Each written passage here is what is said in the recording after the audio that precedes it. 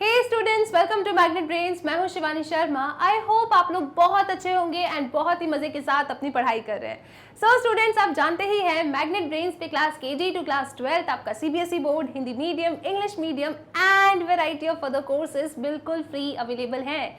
तो आपको ना कोई भी सब्सक्रिप्शन नहीं लेना है।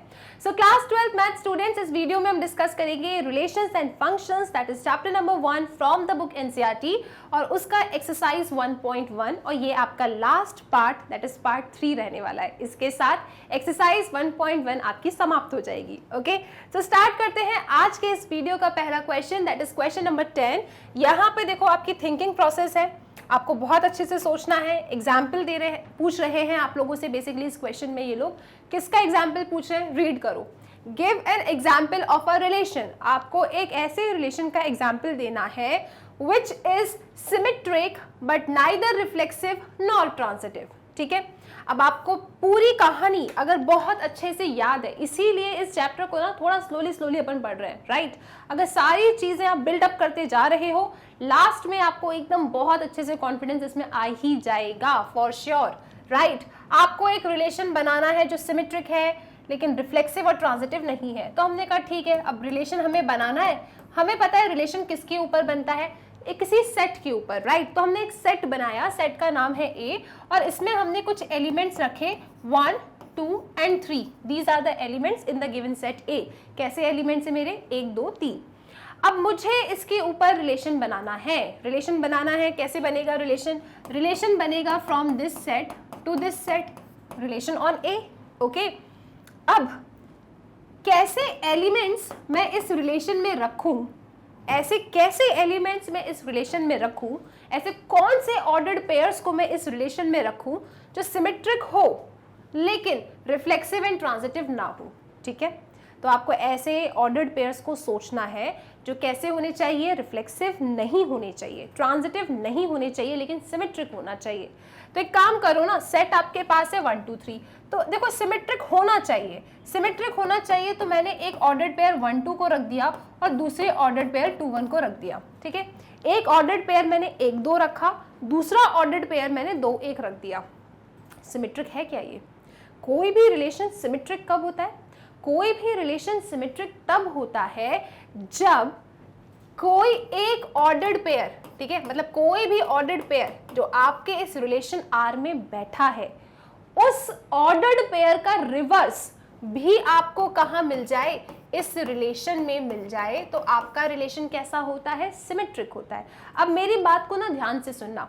आप खुद एग्जाम्पल दे रहे हो ना यहाँ पे, तो आप जितना छोटा एग्जाम्पल बनाएंगे ना उतने कम चांसेस होंगे गलती करने के, राइट। अब आपका मन कहेगा मैम सिमेट्रिक बताना है तो 1, 2, 2, 1, 1, 3, 3, 1, 2, 3, 3, 2 सबको डाल देते हैं। लेकिन सुनो, आप सबको बिल्कुल डाल दो यहाँ पे, लेकिन आपको आगे भी चेक करना है कि रिलेशन आपको सिमेट्रिक बनाना है लेकिन वो रिलेशन आपका ट्रांजिटिव और रिफ्लेक्सिव नहीं होना चाहिए। इस बात को भी आपको मेक श्योर करना है। तो जब आप एग्जाम्पल दे रहे हैं तो मेक एग्जाम्पल छोटे छोटे एग्जाम्पल बनाओ जिसमें गलती करने के चांसेस कम हो और आप चेक भी सारे एग्जाम्पल्स को कर लो। ठीक है, क्योंकि आपको पता है कोई भी रिलेशन अगर सिमेट्रिक बताना है आपको, तो आपके उस रिलेशन में जितने भी ऑर्डर्ड पेयर्स है ना उन सबका उल्टा होना चाहिए। अब आप बहुत सारे बना दोगे तो सबको चेक ही करते रह जाओगे। फिर कोई भी रिलेशन अगर ट्रांजिटिव होता है तो उसमें जितने भी ऑर्डर्ड पेयर्स है ना आपको सबको चेक करना पड़ता है। गलती से भी किसी एक पे आ गया और नहीं आना था तो समस्या हो जाएगी। इसीलिए जब आप एग्जाम्पल दें छोटे छोटे एग्जाम्पल बनाए। ठीक है, आई होप मेरी बातें क्लियर है। सो मैंने एक छोटा सा रिलेशन बनाया 1, 2 एंड 2, 1। ठीक है, आप चाहो तो 1, 3, 3, 1 बना लो, कोई दिक्कत थोड़ी है। ठीक है, 2, 3, 3, 2 बना लो, कोई दिक्कत नहीं है। 1, 2, 2, 1 हैबिट में है। ठीक है, तो हमने 1, 2, 2, 1 को बनाया तो देखो ये सिमेट्रिक तो है। This relation is 100% symmetric. कैसे कह सकती हूँ मैं सिमेट्रिक है? देखो इसको ना मैं सिमेट्रिक इसलिए कह देती हूँ क्योंकि मैं जानती हूँ सिमेट्रिक की कंडीशन क्या होती है। सिमेट्रिक की कंडीशन होती है कि कोई भी ऑर्डर्ड पेयर अगर आर में है, मैंने कहा 1, 2 मेरा आर में है, 1, 2 मेरा आर में है, तो देखो ना इसका उल्टा क्या होगा, 2, 1। इसका उल्टा 2, 1 भी तो मेरा आर में है। 1, 2 आर में है तो इसका उल्टा 2, 1 भी आर में है। लेकिन सुनो, एक ऑर्डर्ड पेयर से खुश नहीं होना है। अगर आपने एक को चेक कर लिया और कह दिया सिमेट्रिक है, काम नहीं चलेगा, आपको सबको चेक करना होता है, राइट। तो यहाँ पे दूसरा ऑर्डर्ड पेयर क्या है आपके पास? दूसरा ऑर्डर्ड पेयर है 2, 1। 2, 1 आपका आर में है तो 2 1 का उल्टा क्या होगा, 2 1 का उल्टा होगा 1 2। आप देख रहे हैं 1 2 भी कहाँ बैठा है, आर में बैठा है। तो 2 1 आपका आर में था, 1 2 भी आपका आर में है, तो दोनों के उल्टे पुल्टे कहाँ पर हैं, आर में है। इसका मतलब रिलेशन कैसा है, सिमेट्रिक है। तो 100% जो मैंने एग्जाम्पल दिया ये तो सच है, ठीक है। नहीं ये कहा नहीं है चेक करो, लेकिन हमें अपने संतुष्टि के लिए इसको चेक करना है, ठीक है। हमें खुद भी तो कॉन्फिडेंस होना चाहिए हम सही कर रहे हैं या नहीं, ओके। तो इसलिए आप चेक करके यहाँ पे चेक कर लेना पेपर में, ओके। तो सिमेट्रिक तो ये है, कोई समस्या नहीं है। अब बारी है, एक बार चेक कर लो, इनने का सिमेट्रिक तो होना था, रिफ्लेक्सिव नहीं होना था। आपको इस रिलेशन को नॉट रिफ्लेक्सिव बनाना था। तो क्या आप ये चीज करने में सक्सेसफुल हुए हैं? क्या ये मेरा रिलेशन आर रिफ्लेक्सिव नहीं है? बताइए जरा, कैसे बताओगे आप? आपको पता है कोई भी रिलेशन रिफ्लेक्सिव कब होता है? कोई भी रिलेशन रिफ्लेक्सिव तब होता है जब जितने भी एलिमेंट्स आपके सेट में बैठे हैं, ऑल द एलिमेंट्स जो आपके इस सेट में बैठे हैं, इन सब का डबलेट अगर मुझे इधर मिल जाता है तो मैं कहती हूँ वो रिफ्लेक्सिव है, ठीक है। तो आप कहोगे देखो मैम, इस छोटे से रिलेशन में ना तो हमें 1 1 नजर आ रहा है, ना ही हमें 2 2 नजर आ रहा है, और ना ही हमें 3 3 नजर आ रहा है। तो एक भी डबलेट आपका इस रिलेशन आर में नहीं है, और वैसे भी एक से कुछ नहीं होता। जितने एलिमेंट सेट में हैं उन सब का डबलेट अगर होता तभी ये रिफ्लेक्सिव होता, ठीक है। तो यहाँ पे एक की भी नहीं है, एक का भी होता तो भी नहीं होता, सबका डबलेट होना था। तो सबका डबलेट नहीं है, इसका मतलब it is not reflexive. I hope ये चीज क्लियर है।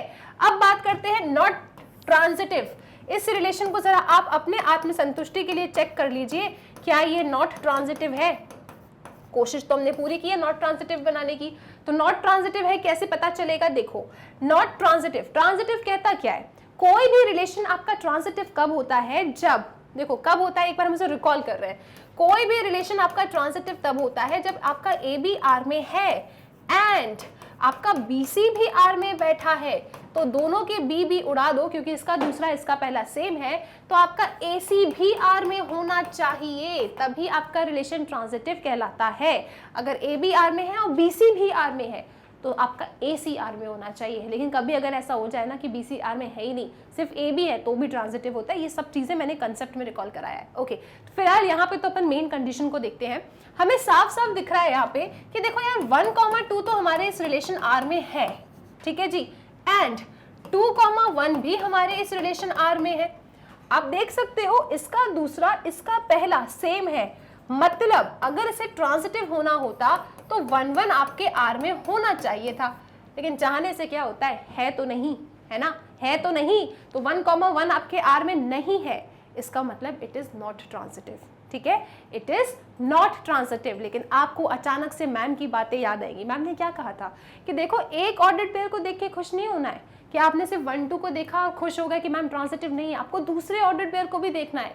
ये गलतियां मोस्ट ऑफ द बच्चे करते हैं, जो आपको नहीं करनी है गलती। क्या आप देखेंगे कि 2, 1 तो आपके आर में है, ठीक है, दूसरे ऑर्डर्ड पेयर को भी चेक करो, 2, 1 आर में है एंड 1, 2 भी आपके आर में है।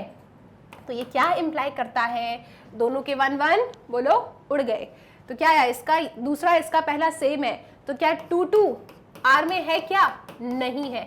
और मान लो अगर हो भी जाता ना तो भी नॉट ट्रांजिटिव ही होता। पूछो क्यों? क्योंकि अगर एक भी ऑर्डर्ड पेयर आपका नॉट ट्रांजिटिव हो जाता है, इसका मतलब आपका ओवरऑल रिलेशन नॉट ट्रांजिटिव हो जाता है, ठीक है। लेकिन ये मैं इसलिए आपको बता रही हूँ सो दैट आप पेपर में जब भी ऐसे क्वेश्चन आए, क्योंकि आते हैं ऐसे क्वेश्चन, एग्जाम्पल वाले नहीं, आपसे चेक करवाया जाता है, तो वहां पे आपको ये चीजें ध्यान रखनी है, ठीक है। सो हमने जो एग्जाम्पल इनको दिया है बिल्कुल सच दिया है, बिल्कुल सही दिया है, कोई इसमें खराबी परेशानी या समस्या नहीं है। So I hope question number 10 का फर्स्ट पार्ट क्लियर है।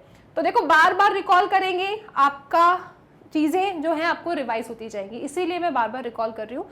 आई होप सब ठीक है, ओके। अब क्वेश्चन 10 का दूसरा पार्ट देखते हैं। क्वेश्चन 10 का दूसरा पार्ट आपसे क्या कह रहा है? फिर से वही कह रहा है, देखो एग्जाम्पल दे दो हमें एक ऐसे रिलेशन का जो ट्रांजिटिव है लेकिन रिफ्लेक्सिव और सिमेट्रिक नहीं है, ठीक है जी। एग्जाम्पल देना है एक ऐसे रिलेशन का जो ट्रांजिटिव है लेकिन रिफ्लेक्सिव सिमेट्रिक नहीं है, ट्रांजिटिव है लेकिन रिफ्लेक्सिव सिमेट्रिक नहीं है, ओके। तो सबसे पहले आपको क्या करना पड़ेगा? सबसे पहले आपको कोई सेट बनाना पड़ेगा। अब देखो यार, हम एग्जाम्पल दे रहे हैं ना, तो हम क्यों बड़े बड़े सेट बनाएं, क्यों हम 1 2 3 4 5 6 रखें?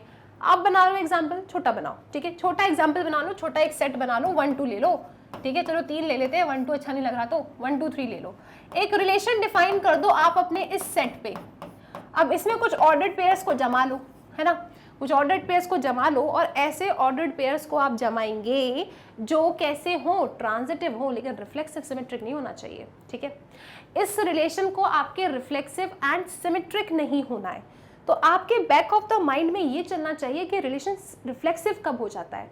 रिलेशन तब रिफ्लेक्सिव हो जाता है जब आपके सेट में जितने भी एलिमेंट्स बैठे हैं ना, उनका डबलेट आपको आर में मिल जाए। मतलब आप इस क्वेश्चन में जब रिलेशन बनाएंगे, जब आप एग्जाम्पल देंगे, तब आप कोशिश करेंगे कि आप 1 1 2 2 एंड 3 3 को तो गलती से भी आर में नहीं बैठाएंगे। ठीक है, अब क्या कोशिश करेंगे, क्योंकि मुझे इनने बोला है ऐसा एग्जाम्पल दीजिए आपके ट्रांजिटिव हो लेकिन रिफ्लेक्सिव एंड सिमेट्रिक ना हो।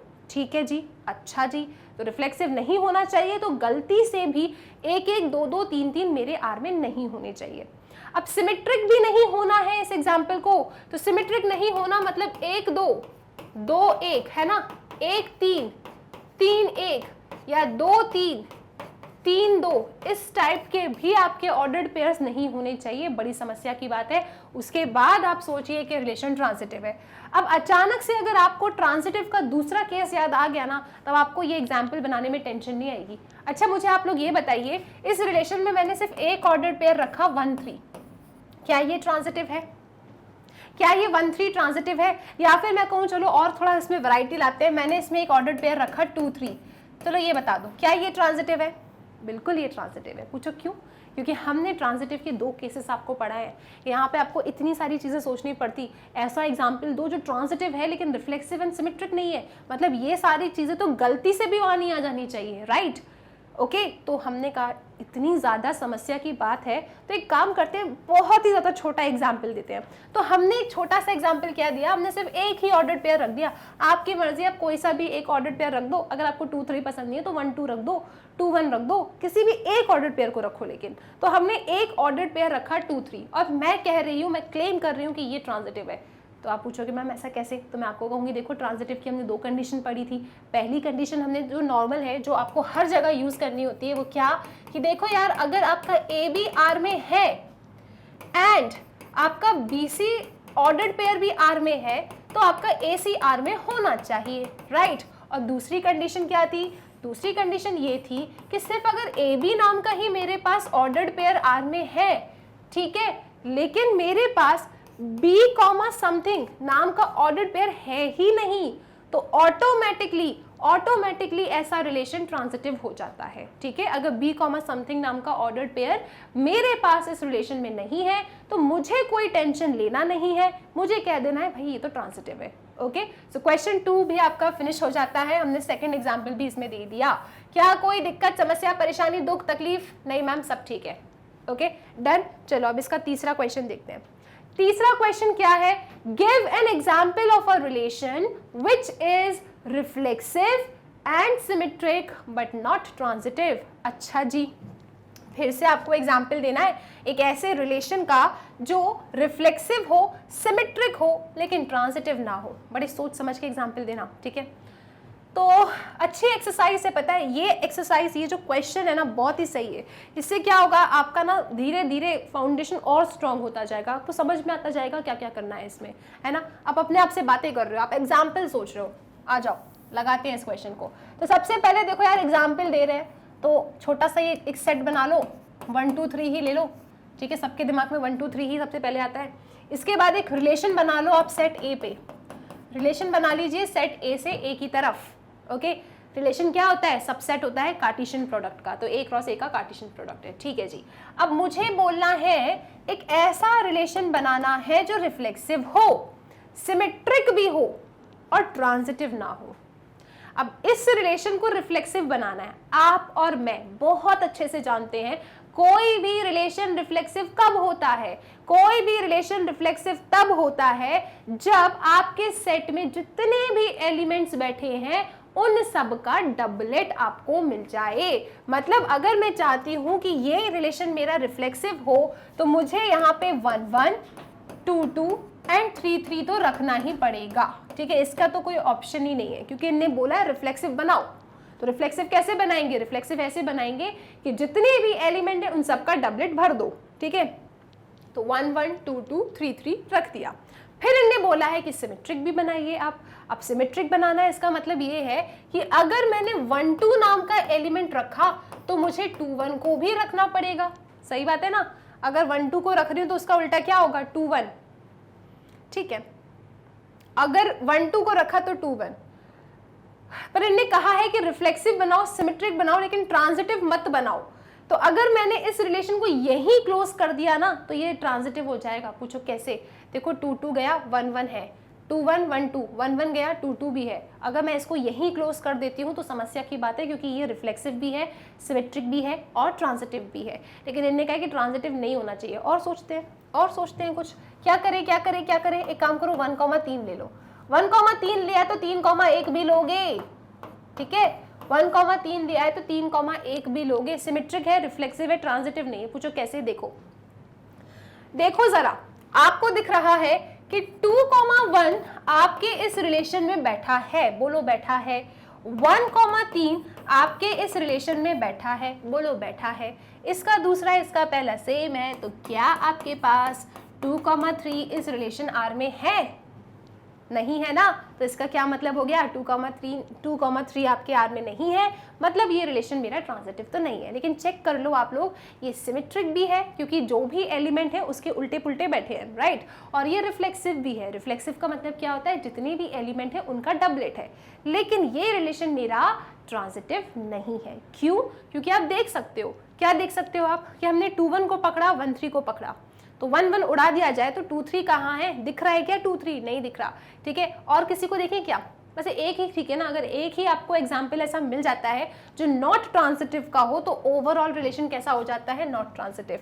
तो ये क्वेश्चन आई होप आपको क्लियर है कि it is reflexive, it is symmetric, लेकिन ये ट्रांजिटिव नहीं है, ठीक है, ये ट्रांजिटिव नहीं है। और कुछ एग्जाम्पल बनाना चाहते हो तो कुछ और बना लो आप। जैसे यहाँ पे आप 2 3 3 2 ले लो, 1 3, मतलब अपने हिसाब से कुछ भी हिट एंड ट्रायल बनाते जाओ, आपको एग्जाम्पल मिल जाएगा, ठीक है। बहुत ही रेयर चांस है कि कोई आपसे एग्जाम्पल पूछे, आपको एग्जाम्पल दिया जाएगा फिर आपसे पूछा जाएगा ये बताओ रिफ्लेक्सिव सिमेट्रिक ट्रांजिटिव है या नहीं, ठीक, ओके। अब नेक्स्ट क्वेश्चन देखो, give an example of a relation which is reflexive and transitive but not symmetric. ऐसा एग्जाम्पल दे दो जो कैसा हो, रिफ्लेक्सिव हो, ट्रांजिटिव हो, लेकिन सिमेट्रिक नहीं हो। इसको तो बना लोगे आप लोग, ठीक है। कैसे बनाएंगे, देखो, एक सेट बना लो छोटा सा प्यारा सा 1 2 3 वाला। हमने एक सेट बनाया 1 2 3।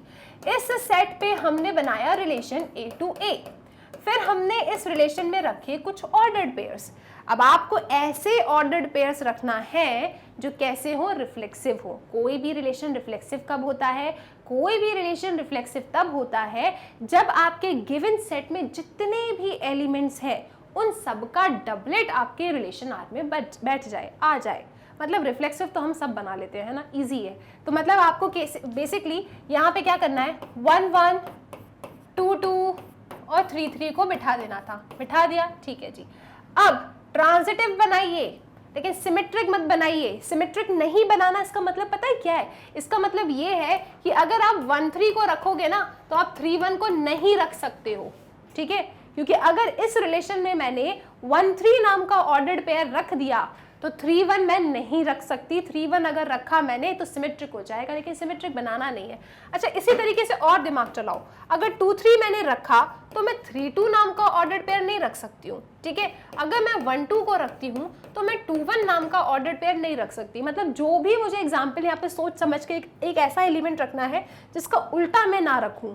तो एक काम करते हैं, चलो एक काम करो, 1 2 रख लो, है ना, 1 2 रख लो, 2 3 रख लो, चलो 2 3 रख लेते, लो 2 3 रखा अपन ने, ठीक है। 2 3 मैंने रखा, मैं 3 2 तो चाह के भी नहीं रख सकती हूँ क्योंकि सिमेट्रिक बन जाएगा। तो अगर मैं 2 3 रख रही हूँ तो क्या सिर्फ इस एलिमेंट को रखने से मेरा ये रिलेशन ट्रांजिटिव हो रहा है? चेक तो करो आप लोग। 2 3 रखा ना मैंने, दिस इज 2 3 और ये क्या है 3 3, तो 3 3 उड़ गए, क्या आ रहा है 2 3, हाँ 2 3 बैठा है मेरे पास। अच्छा 2 2 को पकड़ो आप, ये 2 2 रखा है और यहाँ पे 2 3 रखा है, तो 2 2 अगर उड़ गए तो क्या आया 2 3, हाँ बिल्कुल रखा है, मतलब बिल्कुल सही है। ये एग्जाम्पल आपका बिल्कुल परफेक्ट है। और अगर आपको याद होगा तो मैंने आपको क्या सिखाया है, मैंने आपको ये सिखाया है अगर डबलेट के साथ आप किसी और एलिमेंट को चेक करते हो ना तो ऑटोमेटिकली सिमेट्रिक और ट्रांजिटिव तो वो हो जाता है। मतलब सिमेट्रिक तो नहीं होगा, ये क्या हो जाएगा, ट्रांजिटिव हो जाएगा। ठीक है, देखो ना 2 3 है 3 3 है तो 3 3 उड़ गया 2 3 है। अगर 2 वाले को पकड़े अपन तो 2 2 2 2 2 2 उड़ गया 2 3 है। तो बेसिकली कैसा रिलेशन है, it is reflexive, it is transitive but not symmetric. ठीक है, तो बस आपको बैक ऑफ द माइंड में ना ये सारे काम करते चलना है कि सिमेट्रिक गलती से भी ना बन जाए, तो मतलब किस टाइप के ऑर्डर्ड पेयर्स को मुझे नहीं रखना है। तो ये सारी चीजें आप करोगे, क्वेश्चन को उड़ा दोगे। ठीक है, आई होप ये क्वेश्चन क्लियर है। अब देखते हैं इसका एक और part, question number 5 of question number 10। Question number 10 क्या कहता है, फिर से भाई एग्जाम्पल दे दो, एग्जाम्पल दे दो एक ऐसे रिलेशन का जो सिमेट्रिक होना चाहिए लेकिन ट्रांजिटिव एंड रिफ्लेक्सिव नहीं है। चलो आपकी जिम्मेदारी है, क्वेश्चन उड़ाओ इस क्वेश्चन को जल्दी से। तो मैम सेट पे रिलेशन डिफाइन होता है, तो सेट क्योंकि हम एग्जाम्पल दे रहे हैं तो हम छोटा सा दे देंगे। तो हमने एक छोटा सा एग्जाम्पल बनाया, एक छोटा सा सेट बनाया, 1 2 3 उसमें एलिमेंट्स को भर दिया। अब मैं कह रही हूं कि ये रिलेशन मेरा इस सेट के ऊपर डिफाइन है।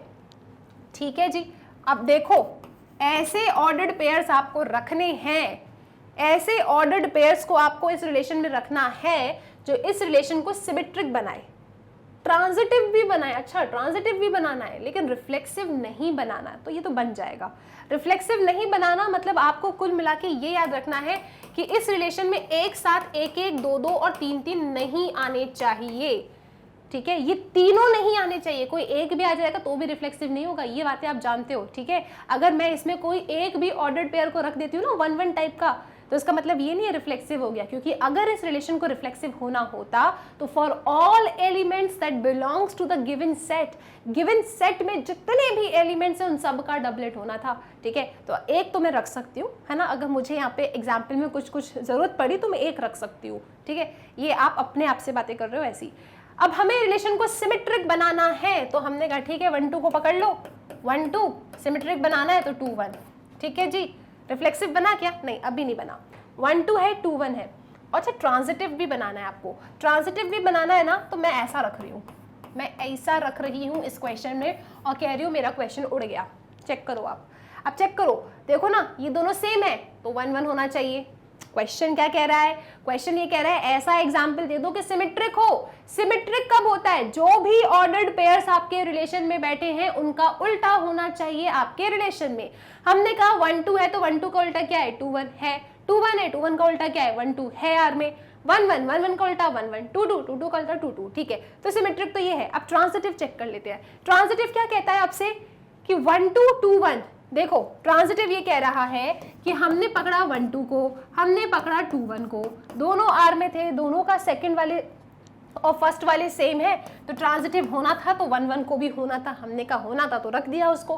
फिर हमने कहा देखो अब हम नादान नहीं रहे, हमने इसको पकड़ा पहले, 2 1 हमारा आर में है क्योंकि हर एक ऑर्डर्ड पेयर चेक करना पड़ता है। 2 1 आपका आर में है, 1 2 आपका आर में है, तो आपने कहा दोनों का ये सेम है, मतलब 2 2 भी आपका आर में होना चाहिए था, तो होना था तो रख दिया उसको। इसके बाद कोई और पेयर है क्या, अब आपको पता है डबलेट वाले तो चीज ऑटोमेटिकली ट्रू कर ही देते हैं। अपने आपके लिए आप चेक कर सकते हो, जैसे 2 1 1 1 को देखो, 1 1 हाइड करो 2 1 तो है ही ना, फिर 1 2 2 2 देख लो, 2 2 को हाइड करो 1 2 तो है, मतलब मेरा ये गिवन रिलेशन डेफिनेटली सिमेट्रिक है, डेफिनेटली ट्रांजिटिव है, लेकिन ये रिलेशन रिफ्लेक्सिव नहीं है, क्योंकि रिफ्लेक्सिव ये कहता है कि अगर आप अपने रिलेशन को रिफ्लेक्सिव बताना चाहते हो तो जितने भी एलिमेंट है उन सबका डबलेट होना चाहिए। यहाँ पे तो सिर्फ 1 1 2 2 है, 3 3 तो है ही नहीं, इसलिए इट इज नॉट रिफ्लेक्सिव। तो ये एग्जाम्पल आपका बिल्कुल सही है। आई होप ये चीज समझ में आई है। चलते हैं अगले सवाल, रीड कीजिए इस क्वेश्चन को। Show that the relation R in the set A of points in a plane given by R is equal to P Q such that distance of point P from the origin is same as the distance of point Q from the origin. ये एक equivalence relation है, आपको इसे show करना है। इसके बाद आपको बताना है क्या कि show that the set of all points related to a point P is the circle passing through P with origin as centre. अब देखो क्वेश्चन की लेंथ को देख के आपको टेंशन नहीं लेना है, आप क्वेश्चन को ना ब्रेक करके थोड़ा प्यार से पढ़ो, आपको समझ में आएगा इसमें क्या क्या करना है। सबसे पहले तो अगर हम देखें तो हमें एक रिलेशन R बोला है इनने, कहाँ पे, सेट A पे बोला है। ठीक है, रिलेशन किसके ऊपर है, सेट A के ऊपर है, तो आप लिखेंगे relation is on set A। ठीक है जी, अब ये सेट ए क्या है आपका, इसकी भी कुछ डेफिनेशन इनने बोली है। सेट ए क्या है, set a points in a plane है, ठीक है। What is set A, set a क्या है, a is the set of points in a plane, एक प्लेन पे जितने पॉइंट्स है ना उन सब का सेट है, ठीक है। एक प्लेन पे जितने पॉइंट्स हैं उन सब का जो कलेक्शन है दैट इज योर सेट ए। फिर रिलेशन की इन्हें डेफिनेशन हमें दी है। अच्छा, रिलेशन किस पे डिफाइन है, रिलेशन आपका इस सेट पे डिफाइन है। रिलेशन की इन्हें हमें एक डेफिनेशन दी है कि R is equal to ordered pair P Q, ठीक है, पी क्यू आएगा such that distance of point P, आप यहां लिखेंगे distance of P from origin, distance of P from origin is same, चलो पूरा कॉपी करते हैं इसको, is same as distance of Q from origin, distance of point Q, distance of Q from origin. ये इनने आपको रिलेशन की definition दी है, बहुत बड़ी डेफिनेशन है ना। चलो इसको मैथमेटिकली ना ब्रेक करते हैं, ये इतना बड़ा लैंग्वेज इनने लिखा है, अब हम मैथ्स वाले स्टूडेंट हैं तो कुछ ना कुछ इसको मैथमेटिकली लिखेंगे, राइट। बोला क्या इनने कि R में वो ऑर्डर्ड पेयर्स को जगह मिलती है जिसका डिस्टेंस फॉर एग्जांपल P है, तो distance of P from origin is same as distance of Q from origin. आप अपने R रिलेशन में सिर्फ उन्हीं ऑर्डर्ड पेयर्स को रख सकते हो जिनका ओरिजिन से डिस्टेंस कैसा हो, सेम हो। तो हम यहाँ पे एक काम करते हैं, बोल देते हैं कि let O be the origin, ठीक है। आप बोल दीजिए let O be the origin, कहां पे, प्लेन पे, let O be the origin in plane. तो ये जो रिलेशन की डेफिनेशन इतनी बड़ी हो रही है ना अपनी, अपन इसको छोटा करके लिखेंगे। कैसे, देखिए जरा आप लोग, आपका रिलेशन अब क्या हो जाएगा, आपके रिलेशन में वो सभी ऑर्डर्ड पेयर्स आएंगे, ठीक है, जिनका डिस्टेंस फ्रॉम ओरिजिन बराबर होगा, ठीक है। कैसे ऑर्डर्ड पेयर्स आपको रिलेशन R में रखना है, जिसका डिस्टेंस फ्रॉम ओरिजिन कैसा हो, सेम हो। क्वेश्चन ने कहा था रिलेशन की डेफिनेशन में कि distance of P from origin, मैंने कह दिया कि O मेरा क्या हो गया, ओरिजिन हो गया, तो OP का डिस्टेंस अगर OQ के डिस्टेंस से बराबर है तो ये लोग कहाँ हैं, आपके रिलेशन में है, ओके। सो OP अगर OQ के बराबर है, मतलब ये जो इस तरीके से लैंग्वेज लिखा है मैथमेटिकली आपने इसे ब्रेक कर दिया, ठीक है, सब परफेक्ट है। अब आपको बताना है क्या आपका ये जो रिलेशन है it is an equivalence relation. Again हम बहुत बार इक्विवेलेंस रिलेशन पढ़ चुके हैं। इक्विवेलेंस रिलेशन क्या होता है, एक ऐसा रिलेशन जो रिफ्लेक्सिव, सिमेट्रिक एंड ट्रांजिटिव हो। तो सबसे पहले बात करते हैं क्या ये मेरा रिलेशन रिफ्लेक्सिव होगा, तो चेक करेंगे अपन लिखेंगे यहाँ पे फॉर रिफ्लेक्सिव, रिफ्लेक्सिव की कंडीशन क्या होती है, रिफ्लेक्सिव की कंडीशन ये होती है कि अगर मैं कोई भी पॉइंट P, ये पॉइंट P क्या है, it is a point in a plane, ठीक है, कोई भी P अगर मेरे सेट A में है, जरा सेट A को चेक कीजिए आप लोग, सेट A क्या है, set of points in a plane. मैंने कोई भी आर्बिटरी या फिर सारे जितने भी पॉइंट्स आपके प्लेन में बैठे हैं उन पॉइंट्स को मैंने उठाया। अब अगर मैं कैसे भी करके ये लिखने में कामयाब हो जाऊं ना कि P, belongs to relation R, तो मैं बड़ी खुशी खुशी कह सकती हूं कि मेरा जो रिलेशन R है वो रिफ्लेक्सिव है, ठीक है। क्योंकि रिफ्लेक्सिव में आपको पता है कि आपके सेट में जितने भी एलिमेंट्स होते हैं ना, अगर उनका डबलेट आपको रिलेशन में मिल जाता है तो आपका रिलेशन रिफ्लेक्सिव कहलाता है। अब मैं ऐसे अगर कैसे भी लिख दूं ना तो बात बन जाएगी, ठीक है। हम देखते हैं कि कोई भी ऑर्डर्ड पेयर आपके रिलेशन में बिलोंग कब करता है, कोई भी ऑर्डर्ड पेयर आपके रिलेशन में तब बिलोंग करता है जब उस कंडीशन से गो थ्रू करता है। तो अगर मैं चाहती हूं कि मेरा ये PP R में हो तो उसको इस कंडीशन को सेटिस्फाई करनी पड़ेगी। जरा ध्यान से देखना आप, यहाँ P है तो OP, यहाँ Q है तो OQ, राइट। मतलब OP अगर OQ के बराबर था तब P, Q आपके रिलेशन R में था।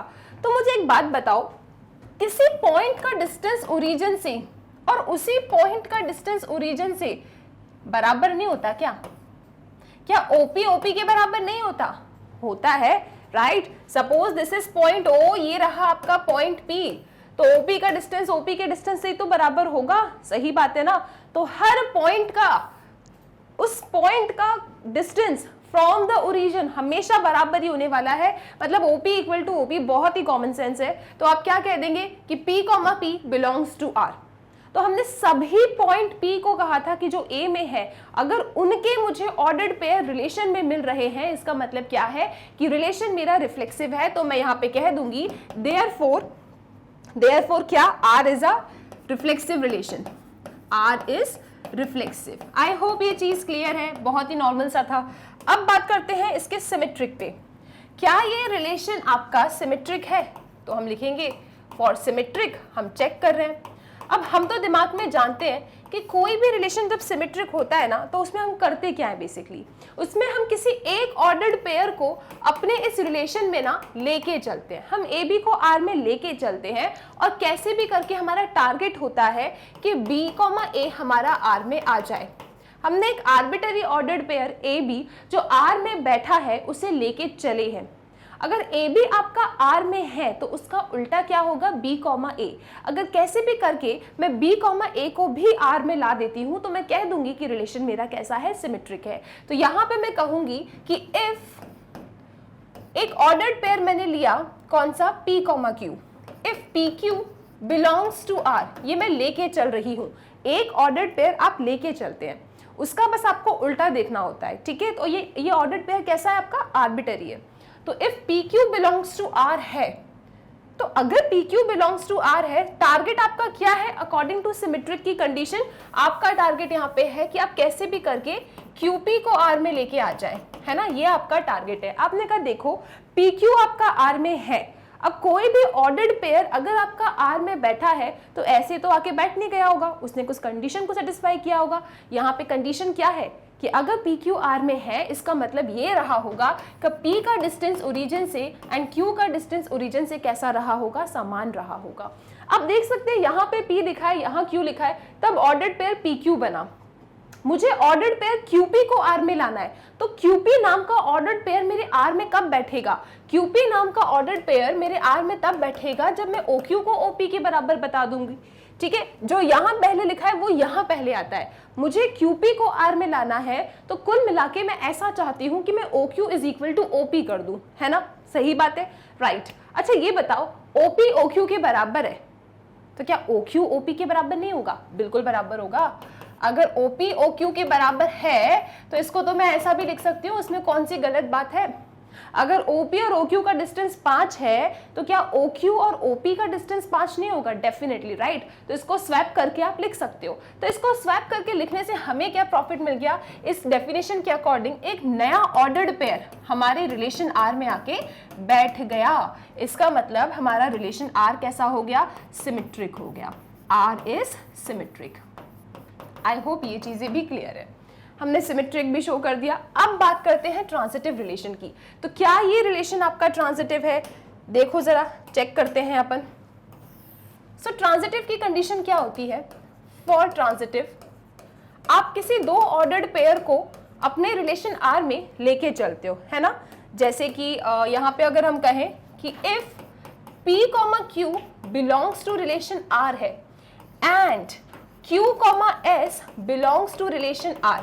अच्छा ये भी बात आपको याद रखनी है कि पहले वाले ऑर्डर्ड पेयर का दूसरा एलिमेंट और दूसरे वाले ऑर्डर्ड पेयर का पहला एलिमेंट सेम होना चाहिए, तब आपका P, S अगर R में आ जाता है तो रिलेशन आपका ट्रांजिटिव होता है। तो अभी मैंने कहा देखो दो ऑर्डर्ड पेयर तो मेरे रिलेशन R में है, कौन कौन से, PQ एंड QS। मेरा टारगेट क्या है यहाँ पे, मेरा टारगेट है कैसे भी करके अगर मैं PS को R में लेके आ जाती हूँ तो रिलेशन मेरा ट्रांजिटिव हो जाएगा, सही बात है। PQ R में है, QS R में है, QQ उड़ा दिया जाए, P, S R में आ जाए तो बात बन जाएगी। अब कहीं ना कहीं आप ये भी जानते हो कि किसी भी ऑर्डर्ड पेयर को रिलेशन R में बिलोंग करने का हक कब होता है, जब वो उस कंडीशन को सेटिस्फाई करता है। तो अगर मुझे PS को R में लाना है तो कुल मिला के मुझे OP इक्वल टू OS करना होगा। अगर OP इक्वल टू OS हो जाएगा तो PS, R मेरा ऑटोमेटिकली कहाँ बैठ जाएगा, R में, ठीक है। तो ये हम लोगों के जो थॉट्स हैं दिमाग में चल रहे हैं। अब बात करते हैं कि जो कंडीशन हमें गिवन है उसका क्या मतलब है। PQ अगर R में है, कोई भी ऑर्डर्ड पेयर अगर R में है तो डेफिनेटली वो इस कंडीशन से होके गुजरा होगा, राइट। OP आपका OQ के बराबर रहा होगा। QS अगर आपका R में है तो डेफिनेटली इसने भी उस कंडीशन को गो थ्रू किया होगा, OQ इक्वल टू OS। अब क्या करो, ओ क्यू की वैल्यू यहाँ पे रख दीजिए आप लोग, तो ये क्या हो जाएगा, ये बन जाएगा आपका OP इक्वल टू OS। और हमें वही तो लाना था, OP इक्वल टू OS हो गया, इसका मतलब क्या हो गया, P, S belongs to R, मतलब आपका रिलेशन R इज ट्रांजिटिव। तो बहुत ही आसानी से अगर आप चीजें समझते जा रहे हो, आप ये वाले क्वेश्चंस खुद ही बना लोगे, चाहे कितना भी ट्विस्ट एंड टर्न इसमें ये लोग कर दे। आई होप ये चीज क्लियर है। ओके, ये तो इस क्वेश्चन का पहला पार्ट था जिसमें इन्होंने कहा था कि शो कर दीजिए कि ये रिलेशन आपका इक्विवेलेंस है। तो हमने कहा देखो, since R is reflexive, symmetric and transitive, therefore हम कह सकते हैं क्या, हम ये कह सकते हैं कि R is an equivalence relation. R कैसा रिलेशन है, एक इक्विवेलेंस रिलेशन है। ये लास्ट में लाइन जरूर लिख देना, क्योंकि इनने आपसे ये नहीं कहा कि रिफ्लेक्सिव, सिमेट्रिक एंड ट्रांजिटिव बोलो, इनने कहा इक्विवेलेंस बताओ, तो आपको लास्ट में ये लाइन लिखनी पड़ेगी। अब लास्ट पार्ट क्या कह रहा है इस क्वेश्चन का, further show that the set of all points related to a point P, जितने भी पॉइंट P से रिलेटेड पॉइंट्स होंगे, जैसे PQ, PS, ठीक है, PT, जितने भी, अब ये QST क्या है, ये QST सब कौन है, ये सब आपके पॉइंट्स है, कहाँ पे, प्लेन पे, एंड सो ऑन। तो जितने भी ऑर्डर्ड पेयर आपको ऐसे मिलेंगे जो P से रिलेटेड होंगे, ठीक है, आपको ये बोला है इन्हें कि जितने भी ऑर्डर्ड पेयर्स आपके P पॉइंट से रिलेटेड है, वो पता है क्या कर रहे हैं। अच्छा, एक और चीज, show that the set of all points related to a point P, जहाँ पे ये आपका ओरिजिन नहीं है, पॉइंट P ने साफ साफ कह दिया है कि पॉइंट P से रिलेटेड जो पॉइंट्स आपको लेना है, पहली बात तो वो ओरिजिन नहीं है। Okay, is the circle passing through P with origin as centre. तो कुल मिलाकर इन्होंने ऐसा कहा है, देखो ओरिजिन कहीं रहा होगा, सपोज ये रहा ओरिजिन, क्योंकि इन्होंने साफ साफ कहा है कि पॉइंट P तो ओरिजिन नहीं है, पॉइंट P ओरिजिन नहीं, सपोज करो पॉइंट P आपका यहाँ पे है। अब ये लोग आपसे ये कह रहे हैं कि पॉइंट P से रिलेटेड जितने भी पॉइंट्स हैं, पॉइंट P से रिलेटेड जितने भी पॉइंट्स हैं, वो क्या बना रहे हैं, वो एक सर्कल बना रहे हैं जिसका ओरिजिन सेंटर है। तो देखो, अब इनने क्या बोला, पॉइंट P से रिलेटेड पॉइंट। हम जानते हैं कि किसी भी पॉइंट P से अगर कोई पॉइंट रिलेटेड है, तो इसका मतलब क्या है, अगर मैं PQ की ही बात करूं, मैं कह रही हूं कि P, Q आपस में रिलेटेड है, तो ये रिलेटेड कैसे हैं, ये रिलेटेड तब थे जब OP OQ के बराबर रहा था। मतलब OP एंड OQ बराबर है, मतलब क्या, अगर मैंने यहाँ पे कोई पॉइंट Q लिया तो ये हो गया मेरा OQ, इन दोनों की डिस्टेंस कैसी है, सेम। इसी तरीके से अगर मैंने कोई और पॉइंट लिया S, तो ये दोनों आपस में बराबर हैं, क्योंकि वो ऑर्डर्ड पेयर्स आपको उठाना है जो इस रिलेशन में बिलोंग करते हैं। इन्होंने कहा है ना साफ साफ, show that the set of all points related two point P।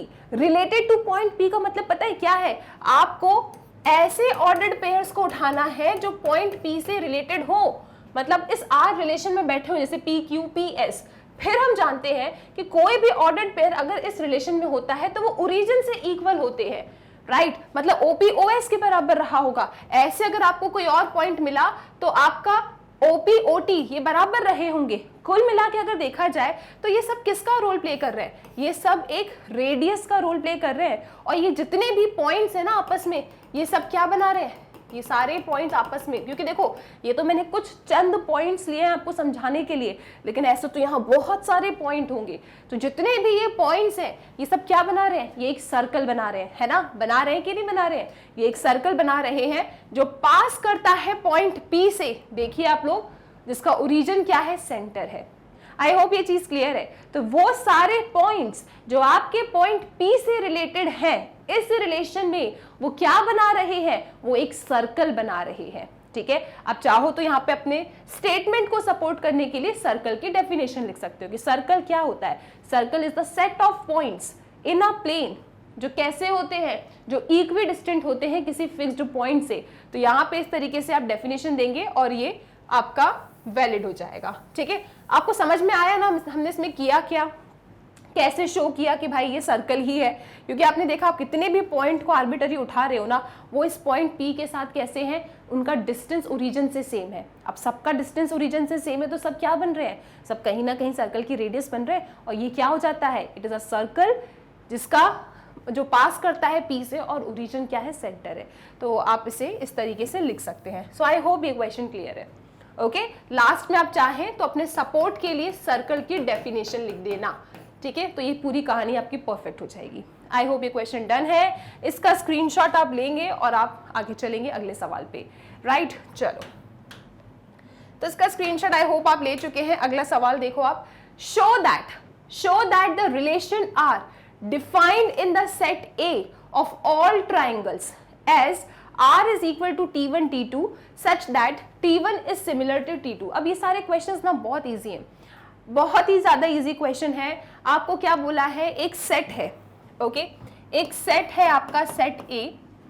Set ए कैसा है, सेट ऑफ ऑल ट्राइंगल्स। एक सेट ए में कौन बैठे, बहुत सारे ट्राइंगल्स बैठे हैं, तो आप बोलेंगे let A be the set of triangles, बस काम खत्म, ठीक है। ये सब ट्राइंगल्स बैठे हैं आपके सेट ए में। फिर इस सेट ए पे ना आपने एक रिलेशन डिफाइन किया है, ठीक है। अब सेट ए पे रिलेशन डिफाइन किया है, मतलब जब आर में आप अपने ऑर्डर्ड पेयर्स देखेंगे तो आपके ऑर्डर्ड पेयर्स में कौन बैठे होंगे, ट्राइंगल्स बैठे होंगे, ओके जी। सो आपको क्या बोलना है, सो रिलेशन आर में आपके जो ऑर्डर्ड पेयर्स हैं वो कैसे हैं, T1 T2। T1 T2 नाम के ऑर्डर्ड पेयर्स आपके रिलेशन आर में होंगे और ऐसे ही नहीं आ जाएंगे, वो एक कंडीशन को गो थ्रू कर रहे हैं। कंडीशन क्या है कि T1 is similar to T2, ठीक है जी। जो इस कंडीशन को होल्ड करेगा वही आपके रिलेशन आर में बैठेगा। सिमिलर याद है कब पढ़ा था, ठीक है, आपने क्लास 10th में congruency rule and triangle similar कब होते हैं, ये सारी चीजें आप पढ़ के आए हो। तो बस वही काम ये लोग कह रहे हैं कि जो भी ट्राइंगल इस सेट ए में जो ट्राइंगल्स बैठे हैं ना, उसका जब मैं रिलेशन आर में ऑर्डर्ड पेयर्स रखूंगी तो मुझे उन ऑर्डर्ड पेयर्स को रखना है जो आपस में कैसे हो, सिमिलर हो, ठीक है। अब शो कर दो कि ये जो रिलेशन है ना आपका, ये एक इक्विवेलेंस रिलेशन है, मतलब रिफ्लेक्सिव, सिमेट्रिक एंड ट्रांजिटिव। सबसे पहले चलते हैं अपन लोग, कहां पे चले, सबसे पहले चलेंगे रिफ्लेक्सिव के केस पे। सो फॉर रिफ्लेक्सिव का केस क्या कहता है कि आप ना जितने भी ट्राइंगल्स हैं, जितने भी ट्राइंगल्स आपके गिवन सेट में है, उन सभी ट्राइंगल्स को उठा लो, ठीक। जितने भी ट्राइंगल्स आपके सेट ए में हैं उन सब ट्राइंगल्स को उठा लो, और अगर आप ये कहने में सक्सेसफुल हो जाते हैं कि T, T belongs to relation R, तो आपका रिलेशन R रिफ्लेक्सिव हो जाएगा, ठीक है। मतलब कैसे भी करके T, T को R में लेके आना है, लेकिन ऐसे ही बोलने से तो आ नहीं जाएगा। कैसे आएगा, कोई भी ऑर्डर्ड पेयर को रिलेशन आर में बैठने की जगह कब मिल रही है, जब वो इस कंडीशन से गो थ्रू कर रहा है। कंडीशन क्या कह रहा है कि पहले वाला triangle should be similar to दूसरा वाला ट्रायंगल, ठीक है। अब ये बताओ, एक ट्रायंगल क्या खुद से सिमिलर नहीं होगा, खुद से सिमिलर होगा कि नहीं होगा। ये मेरा ट्रायंगल टी है, फिर से बना दिया मैंने ऐसे आप लोगों की खुशी के लिए ट्रायंगल टी।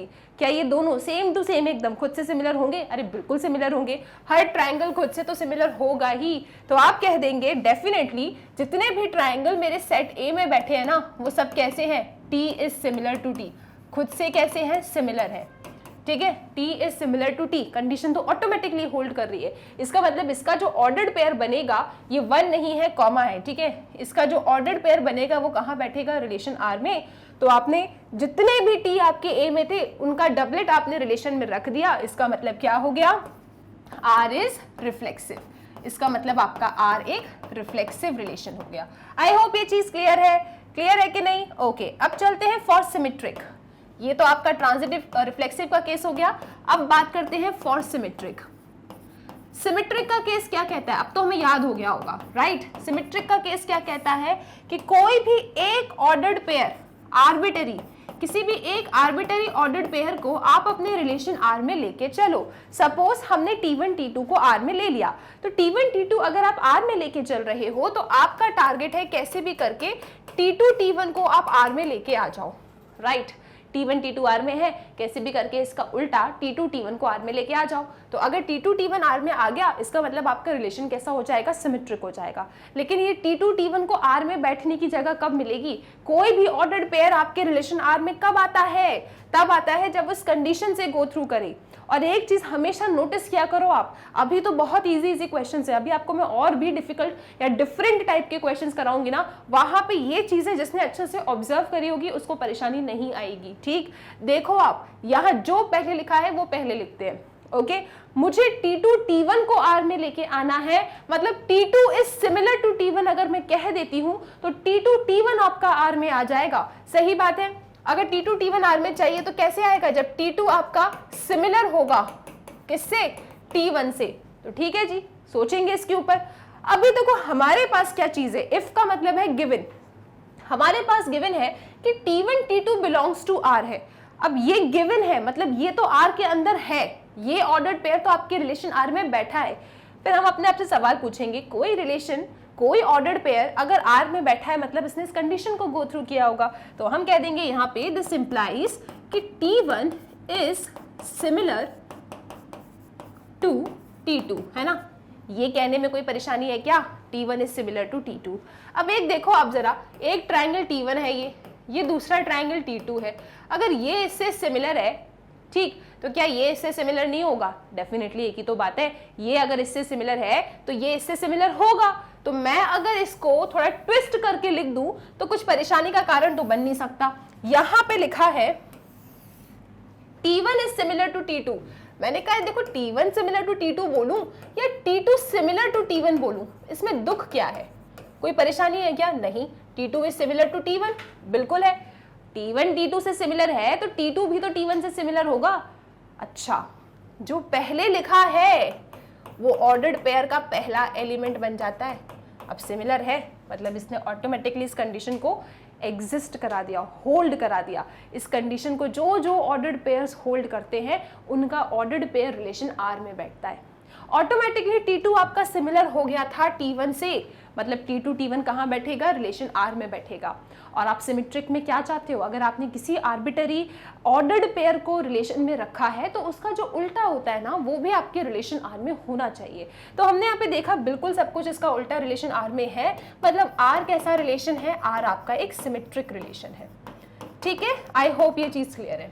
सिमेट्रिक की कहानी तो फिनिश होगी। अब बात करते हैं किससे, अब बात करते हैं ट्रांजिटिव वाले केस से। तो क्या आपका ये रिलेशन ट्रांजिटिव है, तो आप लिखेंगे यहाँ पे फॉर ट्रांजिटिव। तो ट्रांजिटिव में क्या होता है, आप दो ऑर्डर्ड पेयर्स को लेके चलते हो और ऐसे लेना होता है कि पहले वाले ऑर्डर्ड पेयर का दूसरा एलिमेंट एंड दूसरे वाले ऑर्डर्ड पेयर का पहला एलिमेंट सेम होना चाहिए। ओके, तो दो ऑर्डर्ड पेयर को आप रिलेशन R में लेके चलो। सो इफ T1 T2 आपका R में है एंड T2 T3 भी आपका R में है, तो अगर कैसे भी करके T1 T3 आपका R में आ जाएगा ना, तो रिलेशन कैसा हो जाएगा, आपका ट्रांजिटिव हो जाएगा। यहाँ पे लिख देना for T1 T2 belongs to set A, right. आप जब भी ये T1 T2 ले रहे हो ना, तो ये T1 T2 कहाँ से लिए हैं आपने सेट A से लिए, ये मेंशन करना बिल्कुल। ओके, चाहो तो यहाँ पे लिख सकते हो फॉर T1 T2 T3 कहाँ से उठाया आपने, ट्राइंगल के सेट से, सेट A। ओके, अब सुनो, आपका टारगेट है ट्रांजिटिव प्रूव करने के लिए कि कैसे भी करके आप T1 T3 को R में लेके आ जाओ, है ना। देखो इसका दूसरा इसका पहला सेम है, ये उड़ा दिए जाएंगे। T1 T3 नाम का अगर ऑर्डर्ड पेयर आपको रिलेशन R में मिल गया तब आप कह देंगे कि ये एक ट्रांजिटिव रिलेशन है। लेकिन कोई भी ऑर्डर्ड पेयर रिलेशन R में कब बैठता है, मैं फिर से रिकॉल कराऊंगी आपको। कोई भी ऑर्डर्ड पेयर रिलेशन R में तब बैठता है जब इस कंडीशन को गो थ्रू करता है। तो अगर मैं चाहती हूं कि T1 T3 नाम का ऑर्डर्ड पेयर मेरे रिलेशन R में हो, वो सिर्फ और सिर्फ तभी पॉसिबल है जब T1 मेरा सिमिलर हो जाए T3 से, तभी T1 T3 नाम का जो ऑर्डर्ड पेयर है रिलेशन R में बैठेगा। तो बैक ऑफ द माइंड में ये सारी चीजें आपके चलनी चाहिए। अब इस क्वेश्चन से बात करते हैं। हमारे पास लिखा है इफ का मतलब है गिवन है कि T1 T2 नाम का ऑर्डर्ड पेयर रिलेशन R में है, गिवन है। अच्छा, ये ऑर्डर्ड पेयर रिलेशन R में है मतलब इस कंडीशन को होल्ड करेगा। अब होल्ड करेगा तो हम फटाक सीधे इस कंडीशन को लिख देंगे। कंडीशन क्या है कि T1 is similar to T2, ठीक है। T2 T3 नाम का ऑर्डर्ड पेयर भी आपके रिलेशन R में गिवन है, रखा है वो, तो वो तभी तो आया होगा जब इसने इस कंडीशन को होल्ड किया होगा। तब आप लिखेंगे कि T2 is similar to T3। T1 similar है T2 से, T2 सिमिलर है T3 से। एक बात जरा सोचना आप, एक ट्राइंगल है, मतलब तीन ट्राइंगल्स हैं आपके पास, ये T1 है, ये T2 है, ये T3 है, ये इससे सिमिलर है, ये इससे सिमिलर है, तो क्या ये आपस में सिमिलर नहीं होगा? डेफिनेटली होगा, राइट। तो यहाँ पे हमें याद रखना है, अगर T1 T2 से सिमिलर है, T2 T3 से सिमिलर है, तो देखो ना T2 की जगह यहाँ पे T3 रख दो, क्योंकि T2 क्या है, T3 से सिमिलर। तो कुल मिला के जब थोड़ा सा हम इसमें स्टेटमेंट से खेलेंगे ना, तो हमें पता चल जाएगा कि ये इससे सिमिलर है, ये इससे सिमिलर है, तो ये इससे क्या होगा, सिमिलर होगा। तो आप कह देंगे this implies T1 is similar. अब सिमिलर का साइन भी बना सकते हो, ठीक है, T1 is similar to T3। अब सिमिलर है, इसका मतलब इसका जो ऑर्डर्ड पेयर है, कौन, T1 T3 कहाँ बैठेगा, रिलेशन R में बैठेगा। इसका मतलब R कैसा हो गया, R आपका एक ट्रांजिटिव रिलेशन हो गया, ठीक है। हमें क्या प्रूव करना था, इक्विवेलेंस। कोई भी रिलेशन अगर आपका रिफ्लेक्सिव, सिमेट्रिक एंड ट्रांजिटिव होता है तो वो क्या हो जाता है, इक्विवेलेंस हो जाता है। तो आप लिख देंगे since the given relation R is reflexive, symmetric and transitive, therefore R is an equivalence relation. I hope ये चीज क्लियर है, ठीक है, परफेक्ट। चलो, तो इस क्वेश्चन का पहला पार्ट तो आपने ऐसी मजाक मजाक में फिनिश किया है। अब देखते हैं कि जिसका सेकंड पार्ट है वो क्या कह रहा है। इसका सेकंड पार्ट आपसे कह रहा है कि consider 3 right angle triangles T1। अच्छा, आपको 3 ट्राइंगल्स कंसिडर करना है, राइट एंगल्ड ट्राइंगल है। एक है आपका T1 के साइड्स गिवन है आपको 3, 4 एंड 5, ओके। उसके बाद दूसरा राइट एंगल ट्राइंगल है T2, उसके साइड्स है 5, 12 और क्या है 13। फिर एक दूसरा ट्राइंगल है T3 जिसके साइड्स है 6, 8 एंड 10। तो which of the triangles T1, T2 and T3 are related, आपको पता करना है कि इसमें से कौन से ट्राइंगल रिलेटेड है। आपको पता है, देखो रिलेटेड का मतलब पता है क्या होता है, रिलेटेड का मतलब है कि कौन सा ऑर्डर्ड पेयर इस रिलेशन R में बैठेगा।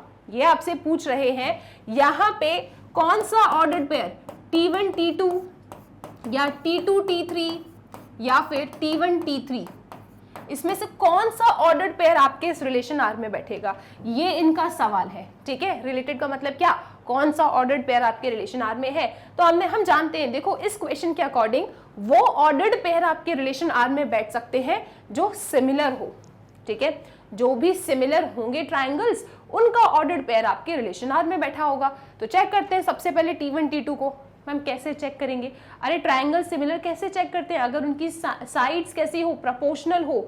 हमारे पास क्या गिवन है, साइड्स गिवन है ना, तो अगर साइड्स प्रोपोर्शनल है इसका मतलब ट्राइंगल्स कैसे हैं, सिमिलर है। तो आप देख सकते हो 3/5, 4/12, 5/13, ऐसी तो करते हैं, नहीं है ना सिमिलर, छोड़ो इसे। T1 और T3 को सीधे देखो आप जरा T1 एंड T3 को देखो। आप देख रहे हो कि T1/T3 अगर हम करते हैं ना, तो यहाँ पे 3/6, 4/8, 5/10, कौन सा ट्राइंगल लिया मैंने, T1 एंड T3 लिया। तो T1 और T3 ट्राइंगल्स के अगर मैं साइड्स का रेशियो चेक कर रही हूं तो इन सबका रेशियो कितना आ रहा है, हाफ आ रहा है। और अगर आपके ट्राइंगल्स की साइड प्रोपोर्शनल होती है, इसका मतलब क्या है, इसका मतलब ये होता है कि ये जो ट्राइंगल है कौन सा, T1 एंड T3, ये सिमिलर है। तो आप कहेंगे कि T1, T3 आपके रिलेशन R में बैठेगा। क्या ये बात हमें समझ में आ रही है। तो इनने हमसे पूछा था कि कौन सा ऑर्डर्ड पेयर रिलेटेड है, कौन सा ऑर्डर्ड पेयर आपके रिलेशन R में बैठ सकता है। तो आप कहोगे वो ऑर्डर्ड पेयर आपके रिलेशन R में बैठेगा जो इस कंडीशन को होल्ड करेगा। कंडीशन क्या है कि पहला वाला triangle should be similar to दूसरा वाला ट्राइंगल। हमने चेक किया, देखो T1 T2 तुम्हारा R में आ ही नहीं रहा था, साइड्स गिवन है।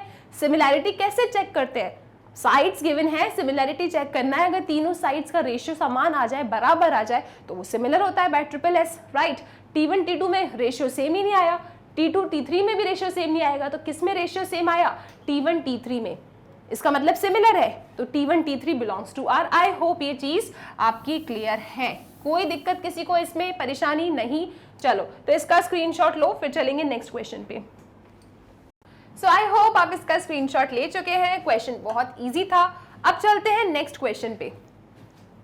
Question number 13, show that the relation R defined in the set A of all polygons. सबसे पहले क्वेश्चन को ब्रेक करो, क्या बोला इनने, सेट क्या है आपका, पॉलीगॉन्स का सेट है। पॉलीगॉन क्या होता है, A is the set of all polygons, ठीक है। हाँ, क्या होता है पॉलीगॉन्स, पॉलीगॉन्स, पॉली मतलब क्या, मैनी, गॉन्स मतलब साइड, ऐसा फिगर जिसमें बहुत सारे साइड हो, जैसे आपका ट्रायंगल पॉलीगॉन होता है, क्वाड्रिलेटरल पॉलीगॉन होता है, तो जिसमें बहुत सारे साइड्स होते हैं, ऐसे फिगर को आप कहते हैं पॉलीगॉन, राइट। तो सेट ऑफ ऑल पॉलीगॉन्स, इसमें ट्रायंगल आ सकता है, आपका पैरेललोग्राम, क्वाड्रिलेटरल, जो भी चीजें डालनी है आपको इसमें डाल सकते हो, ऑक्टागॉन, हेक्सागॉन, हेप्टागॉन, ये सब चीजें इसमें आ जाएगी। अब बात करते हैं इस रिलेशन, इस सेट पे, कौन से सेट पे, सेट ऑफ ऑल पॉलीगॉन्स पे एक रिलेशन आपने डिफाइन किया है। ओके, कैसा रिलेशन है ये? इस रिलेशन में आपको वो ऑर्डर्ड पेयर्स रखने हैं, कौन से? वो ऑर्डर्ड पेयर्स जहां पे P1 and P2 have same number of sides. P1 and P2 have same number of sides. P1 and P2 have same number of sides. Okay जी, ठीक है। तो इस रिलेशन R में कौन से ऑर्डर्ड पेयर्स को बैठने की जगह आपने दी है? सिर्फ और सिर्फ वो ऑर्डर्ड पेयर्स आपके इस रिलेशन R में आ सकते हैं जहां पे P1 एंड P2 क्या होगा? सेम नंबर ऑफ साइड्स होगा। जैसे दो ट्राइंगल्स साथ में आ सकते हैं, क्वाड्रिलेटरल साथ में आ सकते हैं, इस तरीके से। ओके, सो जिन भी पॉलीगॉन्स के साइड सेम होंगे वो ऑर्डर्ड पेयर आपके रिलेशन R में बैठेंगे। ठीक है, आपको बोलना है कि ये जो रिलेशन इनने बोला है ना, it is an equivalence relation. Prove कर देते हैं। तो इक्विवेलेंस के लिए सबसे पहले आप जाएंगे कहां पे? सबसे पहले आप जाएंगे रिफ्लेक्सिव पे। तो आप लिखेंगे फॉर रिफ्लेक्सिव। अब तो हमें बहुत अच्छे से याद है रिलेशन को रिफ्लेक्सिव कैसे प्रूव करते हैं। रिलेशन को अगर रिफ्लेक्सिव प्रूव करना है तो कोई भी for any P that belongs to set A, set A में क्या है? बहुत सारे पॉलीगॉन्स। अगर उन सभी पॉलीगॉन्स को मैं पकड़ लेती हूं और उन सब पॉलीगॉन्स का डबलेट मुझे मेरे रिलेशन R में मिल जाता है, मतलब क्या? मैंने सारे पॉलीगॉन्स जो A में रखे थे उन्हें पकड़ लिया, अगर उनका डबलेट मुझे रिलेशन R में मिल जाता है, ये कॉमा है P, अगर R में आ जाता है तो रिलेशन मेरा रिफ्लेक्सिव होता है। अब ये तो हम चाह रहे हैं, चाहने से क्या होता है? कंडीशन होल्ड भी तो होनी चाहिए। कोई भी ऑर्डर्ड पेयर रिलेशन R में कब बैठ रहा है? कोई भी ऑर्डर्ड पेयर आपका रिलेशन R में तब बैठता है जब उनके सेम साइड हो। ठीक है, तो एक बात बताओ, आपने सेम पॉलीगॉन को लिया है, सेम पॉलीगॉन रिलेशन R में बैठा है, तो सेम पॉलीगॉन इसका मतलब क्या? दोनों के साइड कैसे होंगे? सेम ही तो होगा। तो आप डेफिनेटली कह सकते हैं for all P that belongs to A, P and P have same number of sides. P and P have same number of sides. क्या ये बात हम समझ पा रहे हैं? ठीक है, आपके सेट ए में जो पॉलीगॉन्स बैठे हैं, अगर मैं एक सेम पॉलीगॉन को उठा लेती हूँ, ठीक है, तो वो पॉलीगॉन और वो ही पॉलीगॉन के सेम नंबर ऑफ साइड्स होंगे ना, डेफिनेटली होंगे। तो उसका डबलेट कहाँ बैठेगा? उसका डबलेट डेफिनेटली आपके रिलेशन R में बैठेगा। मतलब आपका R क्या हो गया? आपका R एक रिफ्लेक्सिव हो गया। ठीक है, अब बात करते हैं सिमेट्रिक की। तो सिमेट्रिक क्या कहता है? आप लिखेंगे यहाँ पे फॉर सिमेट्रिक। तो सिमेट्रिक रिलेशन के लिए अब तो हमें अच्छे से पता है कि एक कोई भी आर्बिटरी ऑर्डर्ड पेयर को हम अपने इस रिलेशन R में लेके चलते हैं। हमने कहा P1 P2 हमारा रिलेशन R में है, कैसे भी करके अगर हम P2 P1 को रिलेशन R में ला देते हैं तो हम कह देंगे रिलेशन कैसा है? हमारा सिमेट्रिक है। और ये P1 P2 कहाँ से उठाया आपने? सेट A से उठाया, तो वो भी मेंशन कर देना। अब P1 P2 आपके रिलेशन R में है, तो कोई भी ऑर्डर्ड पेयर रिलेशन R में कब आता है? जब उनके सेम नंबर ऑफ साइड्स होंगे। इसका मतलब क्योंकि ये रिलेशन R में है तो 100% P1 एंड P2 के क्या रहे होंगे? सेम नंबर ऑफ साइड्स रहे होंगे। Have same number of sides, NO मतलब नंबर। ठीक है, यहाँ पे आप लिख भी देना for P1 P2 belongs to the given set A। ये साइड में आपको मेंशन जरूर करना है। ठीक है, तो हमने कहा कि एक ऑर्डर्ड पेयर रिलेशन R में, हम जानते हैं कोई भी ऑर्डर्ड पेयर रिलेशन R में कब आता है? कोई भी ऑर्डर्ड पेयर आपके इस क्वेश्चन के रिलेशन R में तब आएगा जब उनके सेम नंबर ऑफ साइड्स होंगे। तो बस उसी को हमने एक्सपेंड किया। अच्छा ये बताओ, जब P1 पहले लिखा है फिर P2, तो P1 P2 R में है ना, P1 एंड P2 के सेम नंबर ऑफ साइड्स हैं, तो क्या P2 एंड P1 के सेम नंबर ऑफ साइड्स नहीं होंगे? डेफिनेटली होंगे, चीजों को स्वैप कर रहे हैं बस, राइट। तो हम यहाँ पे कहेंगे इट इज ऑटोमेटिकली क्लियर यार कि P2 एंड P1 के क्या होंगे? P2 एंड P1 के होंगे have same number of sides, है ना, have same number of sides. हमने क्या देखा? हमने ये देखा कि P1 एंड P2 के सेम नंबर ऑफ साइड्स है, तो अगर मैं स्वैप कर दूं तो P2 एंड P1 के भी तो सेम नंबर ऑफ साइड्स होंगे, और P2 एंड P1 के सेम नंबर ऑफ साइड्स हैं तो मैंने कहा था ऑर्डर से फर्क पड़ रहा है। यहाँ पे आप देख रहे हैं P1 एंड P2 था, तब ऑर्डर्ड पेयर P1 P2 बना। अब मैं P2 एंड P1 कह रही हूं तो ऑर्डर्ड पेयर क्या बनेगा? बिल्कुल सही जवाब। अब आपका ऑर्डर्ड पेयर बनेगा P2, P1। तो ये P2, P1 कहाँ बैठेगा? रिलेशन R में बैठेगा। इसका मतलब आपका ये जो रिलेशन R है कैसा हो गया? It is symmetric. It is symmetric relation. Okay, अब चलते हैं कहां पे? अब चलेंगे फॉर ट्रांजिटिव। फॉर ट्रांजिटिव तो किसी रिलेशन को अगर ट्रांजिटिव करना है, बताइए जरा क्या लिखेंगे आप लिखेंगे कि कोई दो ordered pair that is P1 P2 belongs to R, and दूसरा क्या होगा जल्दी से सोच के बताइए। अगर P1 P2 R में है तो दूसरा ऑर्डर्ड पेयर आप किसे लेंगे R में? P2 P3। ठीक है, इसका दूसरा और उसका पहला सेम होना चाहिए। तो आप कहेंगे P1 P2 R में है एंड P2 P3 भी आपका R में है। सी P1 P2 R में है, P2 P3 R में है। तो कैसे भी करके आपको क्या करना है? आपको P1 P3 को भी R में लेके आना है। अगर P1 P3 आपका R में आ जाएगा तो रिलेशन आपका ट्रांजिटिव हो जाएगा। ओके, तो हमने कहा देखो P1 P2 R में है तो ये क्या इंप्लाई करता है? ये इंप्लाई करता है कि P1 and P2 have same number of sides. P1 and P2 have same, NO मतलब number of sides। ठीक है, कोई भी ऑर्डर्ड पेयर को रिलेशन R में बैठने की जगह कब मिल रही है? तब मिल रही है जब उनके सेम नंबर ऑफ साइड्स होंगे। इसी तरीके से P2 P3 अगर R में है तो आप क्या लिखेंगे? आप लिखेंगे P2 and P3 okay have same number of sides. पूरा कंटिन्यू करना है। अब देखो P1 एंड P2 में सेम नंबर ऑफ साइड्स है, P2 एंड P3 में सेम नंबर ऑफ साइड्स है, तो क्या हम P1 एंड P3 में सेम नंबर ऑफ साइड्स नहीं कह सकते क्या? बताइए। बिल्कुल कह सकते हैं, they also have same number of sides. ठीक है, और P1 एंड P3 में सेम नंबर ऑफ साइड्स हो गए, मतलब कुल मिला के इस रिलेशन की डेफिनेशन को होल्ड कर गया है। इसका मतलब क्या? इसका जो ऑर्डर्ड पेयर बनेगा वो कहाँ बैठेगा? रिलेशन R में बैठेगा। मतलब हम यहाँ से कह सकते हैं कि this implies P1, P3 belongs to R, मतलब R आपका कैसा रिलेशन है? ट्रांजिटिव रिलेशन है। तो कुल मिला के मेरा जो R है वो रिफ्लेक्सिव हो गया, सिमेट्रिक हो गया एंड ट्रांजिटिव हो गया। मतलब मेरा जो गिवन रिलेशन R है it is an equivalence relation. So I hope ये पार्ट बिल्कुल क्लियर है, कुछ भी डिफिकल्ट नहीं है, बस बातें करते जा रहे हो, लिखते जा रहे हो।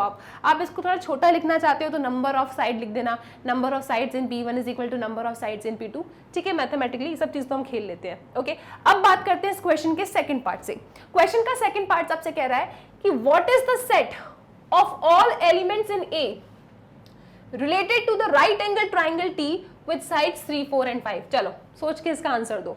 इनने कहा है what is the set of all elements of A। A में क्या बैठे हैं?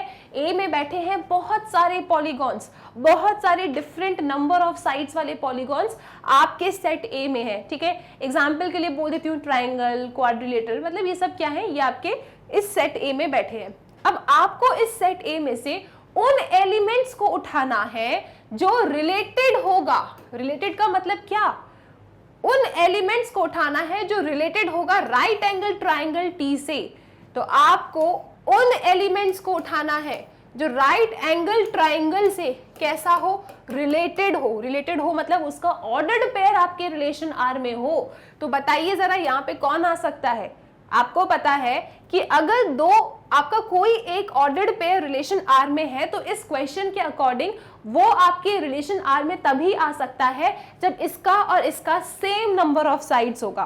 तो इनने हमसे पूछा है कि यहाँ पे ऐसे कौन से एलिमेंट्स का आपको सेट मिलेगा जो एक ट्राइंगल जो राइट एंगल है जिसकी साइड 3, 4, 5 है उससे वो रिलेटेड हो। मतलब यहाँ पे ऐसे में क्या पॉलीगॉन्स को रखती जाऊं जो इस ट्राइंगल से रिलेटेड हो, मतलब this and the given triangle have same number of sides. तो आपको पता है, क्या पता है? अब तो आप समझ गए, कितनी हिंट दे दें, अब तो आप डेफिनेटली समझ गए कि कोई भी ऑर्डर्ड पेयर अगर रिलेशन R में है तो तभी तो है जब उनके साइड्स बराबर हो। तो यहाँ पे पता है क्या आएगा? यहाँ पे वो सारे पॉलीगॉन्स आएंगे जो ट्राइंगल होंगे। सही बात है, तो वो सारे पॉलीगॉन्स यहाँ पे आएंगे जो ट्राइंगल होंगे। तो आप कहेंगे set of all triangles in set A। Set A में जितने भी ट्राइंगल्स बैठे हैं वो यहाँ पे आएंगे, वो इस राइट एंगल ट्राइंगल से रिलेटेड होंगे। ठीक है, क्लियर है ये क्वेश्चन? तो ये ऑर्डर्ड पेयर आर में है, तो कब होगा आर में? जब इनके सेम नंबर ऑफ साइड्स होंगे। इनने पूछा यहाँ पे क्या आएगा और एक हमें ट्राइंगल दे दिया। अब हम जानते हैं ट्राइंगल में 3 साइड्स होते हैं, मतलब आपके इस पॉलीगॉन्स में जितने भी ट्राइंगल्स बैठे हैं ना, क्योंकि साइड के बारे में बात की है रिलेशन में कि 2 पॉलीगॉन्स इनके साइड सेम है, उनका रिलेशन है। ओके, तो साइड्स की बात की तो जितने भी ट्राइंगल्स आपके सेट ए में बैठे हैं वो सब इसके साथ रिलेशन बनाएंगे। दैट्स इट, क्वेश्चन क्लियर है, काम खत्म हो गया इस क्वेश्चन का। आई होप कोई परेशानी नहीं आई है, समझते चलना है चीजों को और खत्म करते चलना है। अब आते हैं क्वेश्चन नंबर 14 के ऊपर, बहुत ही ज्यादा इजी क्वेश्चन है। क्वेश्चन 14 कह रहा है let L be the set of all lines in X Y plane.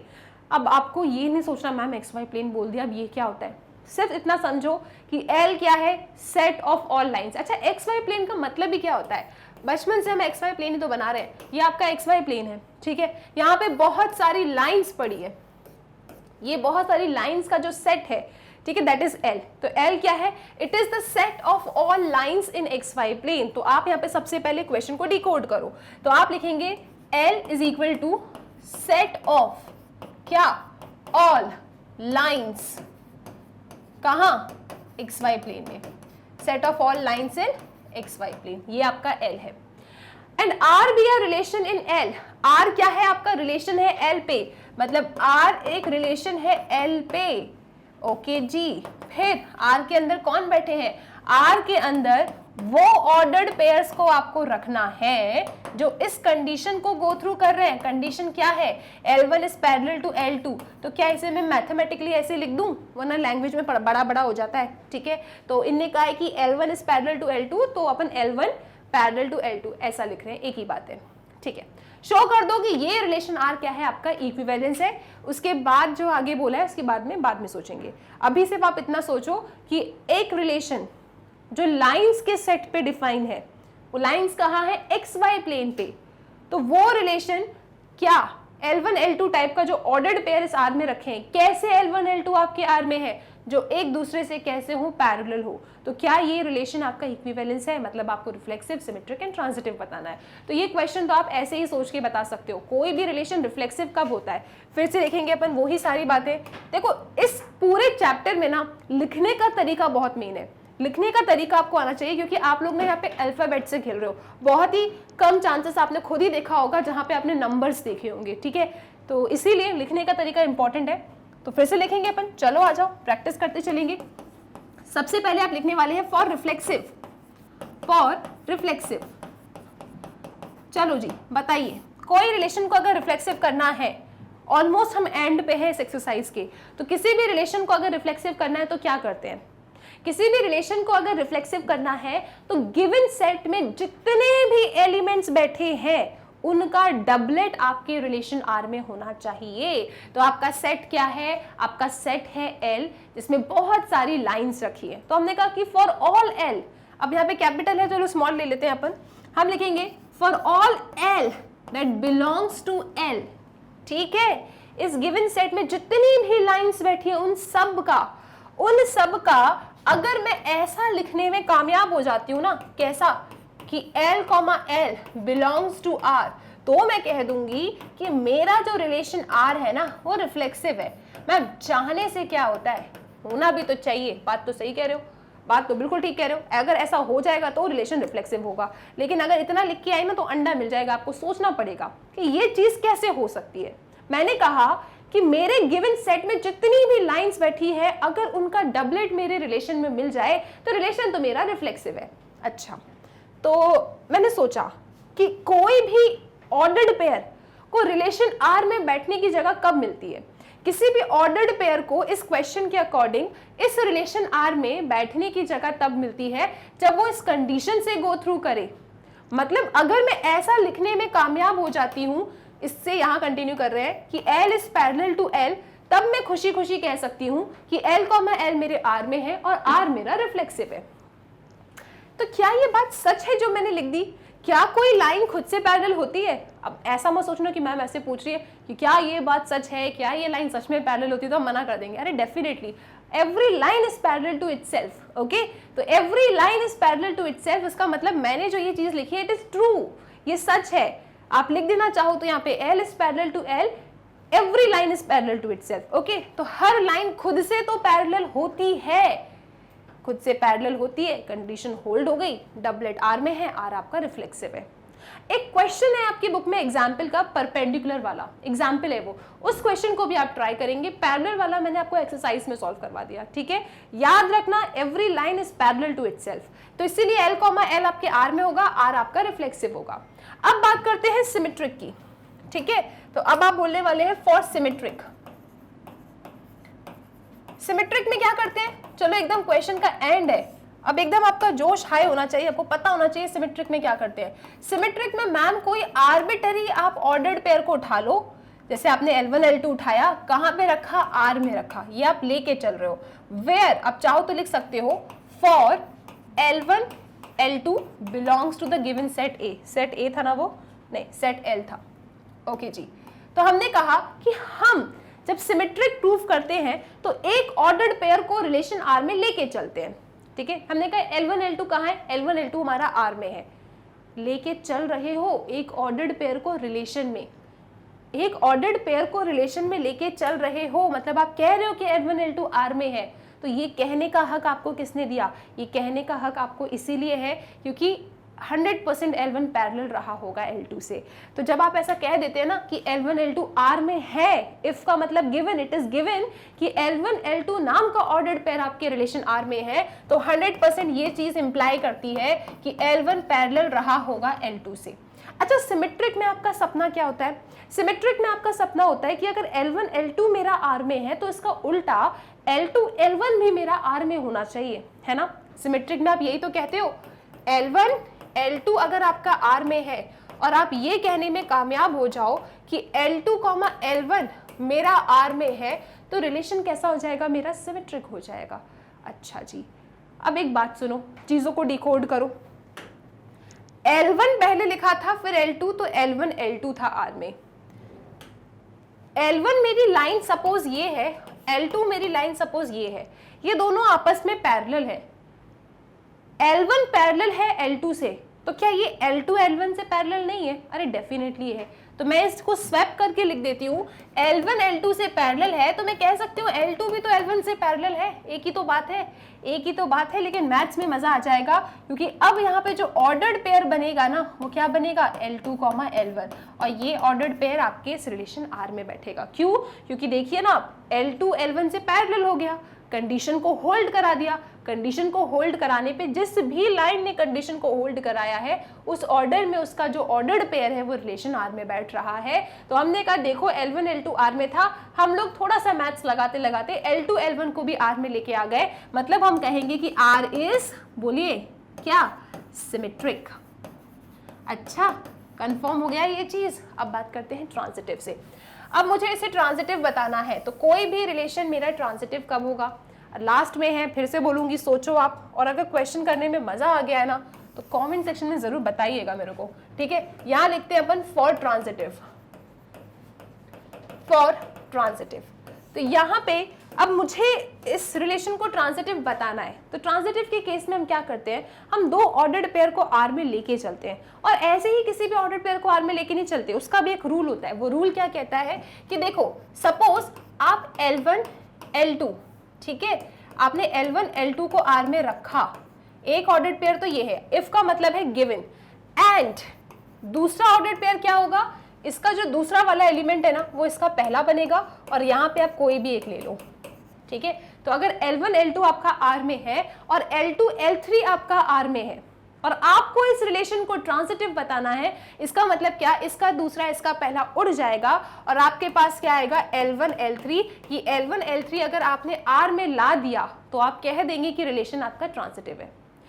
कोई भी ऑर्डर्ड पेयर रिलेशन R में कब बैठ रहा है, कोई भी ऑर्डर्ड पेयर रिलेशन R में तब बैठता है जब वो कैसे हो, लाइंस पैरेलल हो। मतलब कुल मिला के अगर आपने ये कह दिया यहाँ पे कि L1 is parallel to L3, तो आप कह देंगे कि L1 L3 आपका R में है, मतलब रिलेशन आपका ट्रांजिटिव है, ठीक है, परफेक्ट। ओके, तो मैं इसे हटाती हूँ यहाँ से और यहाँ लिखते हैं अपन देखो सबसे पहले सपना तो आपको याद है ना, ठीक है, क्या करना है आप जानते हो। अब जो चीज गिवन है उसको एक्सपेंड करते हैं।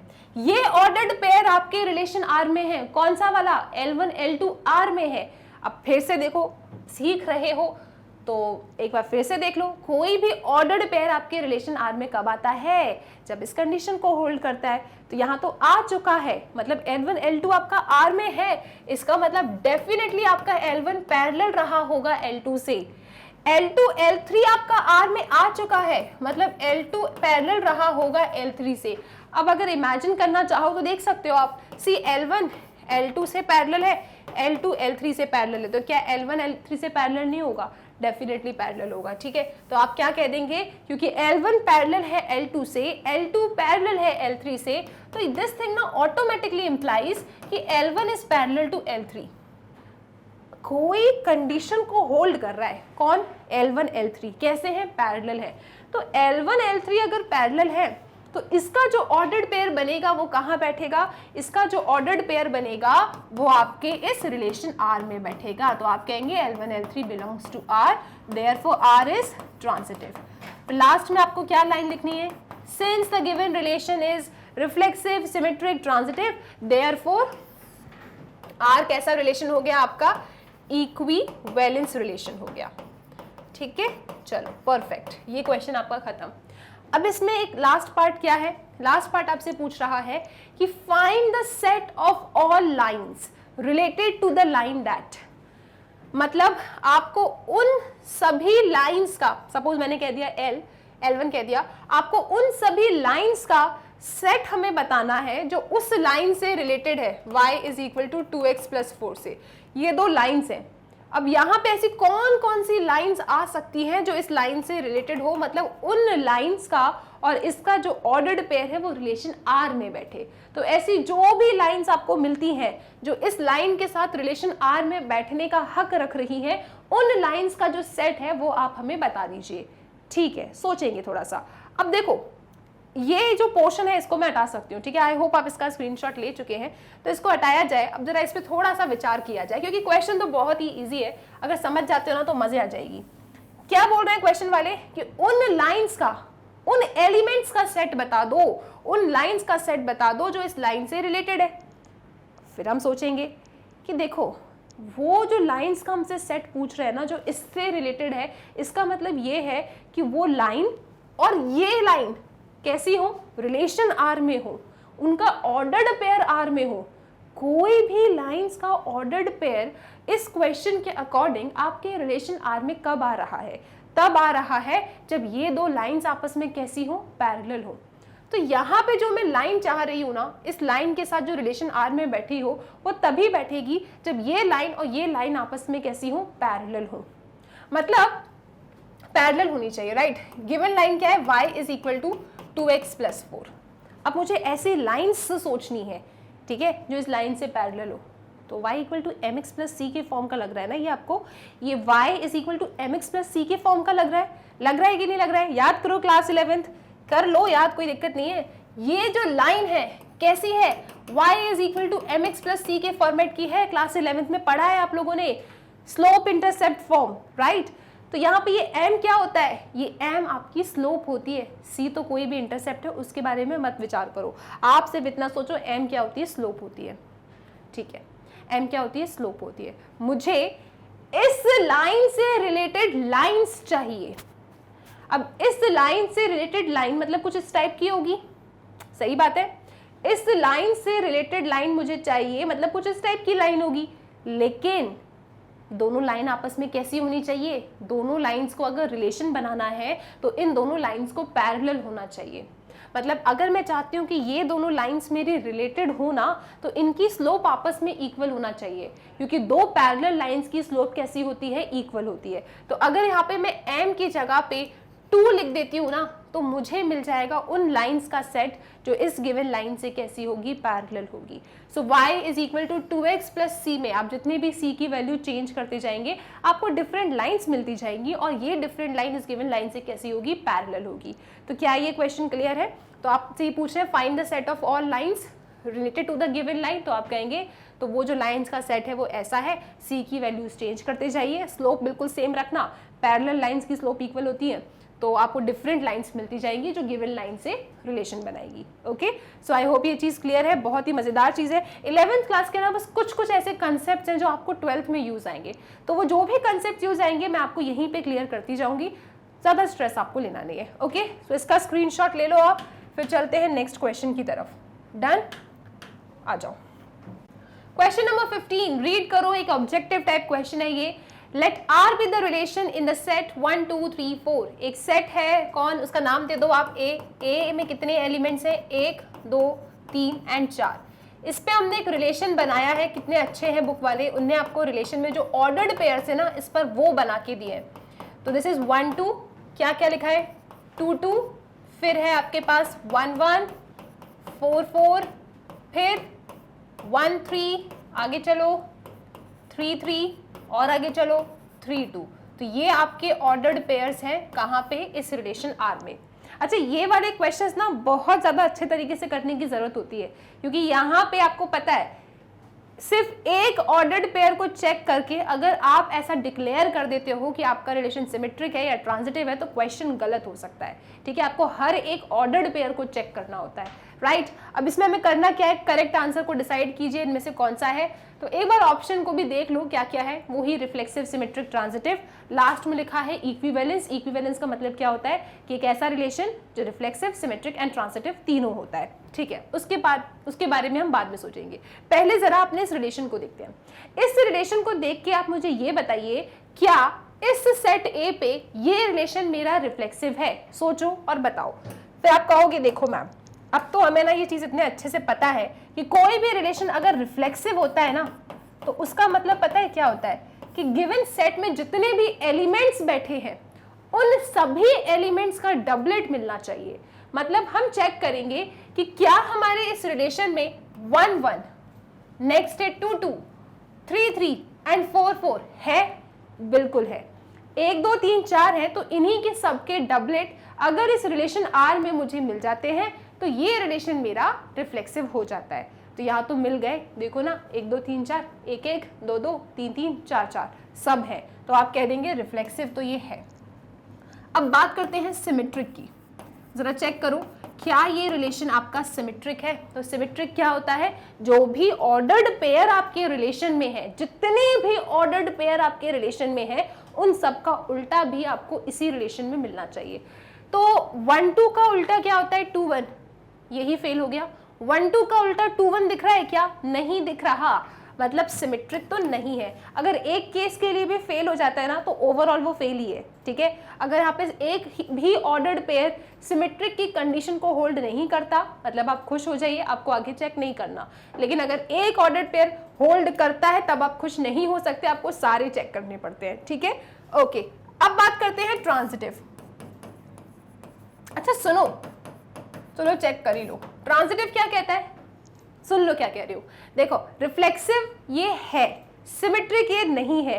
तो जब भी अगर आपके पेपर में ऑब्जेक्टिव टाइप क्वेश्चंस आते हैं ना तो हमेशा हमें अगर टाइम बचाना होता है तो आपकी पता है अप्रोच क्या होनी चाहिए, आपकी अप्रोच होनी चाहिए एलिमिनेशन।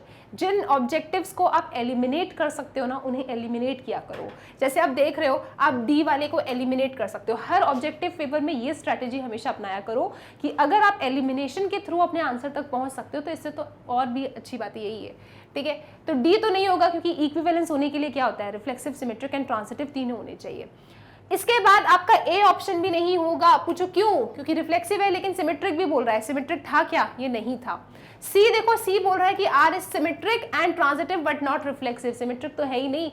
इसका मतलब क्या, कुल मिला के जो आपका सही आंसर इसमें होगा that will be option B. आप देख सकते हो आर आपका रिफ्लेक्सिव है, ट्रांजिटिव है बट नॉट सिमेट्रिक। मैम आपने ट्रांजिटिव तो चेक ही नहीं किया। अरे जरूरत ही नहीं पड़ी मुझे। देखो ना ये तीनों ऑप्शन तो अपने आप एलिमिनेट हो गए। तो लास्ट में जो आंसर सही बचता है वो क्या है? बी। अब चाहो तो आप अपने मन के शांति के लिए चेक कर सकते हो क्या ये ट्रांजिटिव है या नहीं। ट्रांजिटिव क्या कहता है कि जितने भी ऑर्डर्ड पेयर्स हैं, ठीक है, जैसे कि आप एक पेयर उठाइए 1 3 और 3 3, तो इसका दूसरा इसका पहला सेम है, क्या बचा 1 3 आपका यहाँ होना चाहिए। अब 1 3 3 2 को उठाओ, इसका दूसरा इसका पहला सेम है, क्या बचा 1 2 1 2 आपका आर में होना चाहिए। तो जब आप चेक करोगे ना इसमें तो आपको डेफिनेटली ये ट्रांजिटिव मिलने वाला है। ओके, तो यहाँ से हमने एक नई चीज सीखी कि अगर ऑब्जेक्टिव टाइप पेपर कभी आप लाइफ में देते हैं तो एलिमिनेशन वाली अप्रोच को भी जरूर अपनाएं, ठीक है, तो इससे समय बच जाता है। आई होप ये क्वेश्चन क्लियर है। क्वेश्चन 15 के बाद आ जाओ क्वेश्चन नंबर 16 पे। क्वेश्चन 16 बहुत बार पेपर में आया है। क्या कहता है ये, let R be the relation in the set N. N क्या होता है, नेचुरल नंबर्स। तो आर आपका एक रिलेशन है किस पे, नेचुरल नंबर के सेट पे, सेट ऑफ नेचुरल नंबर्स। क्या होते हैं नेचुरल नंबर्स, 1 से स्टार्ट होने वाले नंबर, ठीक है। तो set of natural numbers, naturals कर दिया है, नेचुरल नंबर। ओके जी, ओके। और इस एन पे आपका ना रिलेशन डिफाइन है, इस एन पे आपका रिलेशन डिफाइंड है। इस रिलेशन में कैसे एलिमेंट्स हैं, इस रिलेशन में आपके ऑर्डर्ड पेयर्स है ए बी टाइप के, such that A is equal to B minus 2 and B आपका ग्रेटर देन 6 है। ऐसे ऑर्डर्ड पेयर्स आपके रिलेशन आर में आएंगे जो इस कंडीशन को होल्ड करे, और यहाँ पे साफ साफ एक रिस्ट्रिक्शन लगा दिया है कि बी आपका 6 से तो बड़ा है। अब आप बताइए कि इसमें से कौन सा ऑर्डर्ड पेयर इस रिलेशन आर को बिलोंग करेगा। तो आपको पता है कोई भी ऑर्डर्ड पेयर अगर रिलेशन आर को बिलोंग कर रहा है मतलब उसने इस कंडीशन को होल्ड किया होगा। तो देखो सबसे पहली कंडीशन जो इस ऑर्डर्ड पेयर पे लग रही है वो क्या है कि B should be greater than 6। चलो एलिमिनेट करते हैं। यहाँ पे देखो ये ए है ये बी है, तो बी 6 से बड़ा है ही नहीं यहाँ पे, तो है ना, तो ऑप्शन ए तो आपका उड़ गया। तो सिर्फ ऑप्शन ए ही आपका उड़ा है, बाकी कुछ नहीं उड़ पाया। तो अब हमें चेक करना पड़ेगा। तो बी की वैल्यू 6 से बड़ी लेनी है। आपके पास मैक्सिमम 7 है या तो 8 है। चलो एक काम करो, बी की वैल्यू 7 रखते हैं और चेक करते हैं कि ए कितना आ रहा है। यहाँ पे रखिए 7, 7 में से 2 गया कितना 5, तो 5,7। क्या 5,7 नाम का ऑर्डर्ड पेयर आपके पास है? नहीं, हमारे पास तो 8,7 था, तो ये भी आपका उड़ जाएगा।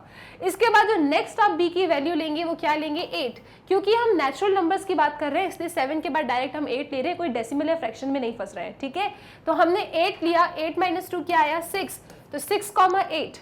एक था 3,8, तो ये तो होगा नहीं। आपके पास जो करेक्ट ऑप्शन आ रहा है वो ऑर्डर्ड पेयर जो इस रिलेशन में बिलोंग करेगा उसका नाम क्या है 6,8। 6,8 बिलोंग्स टू आर।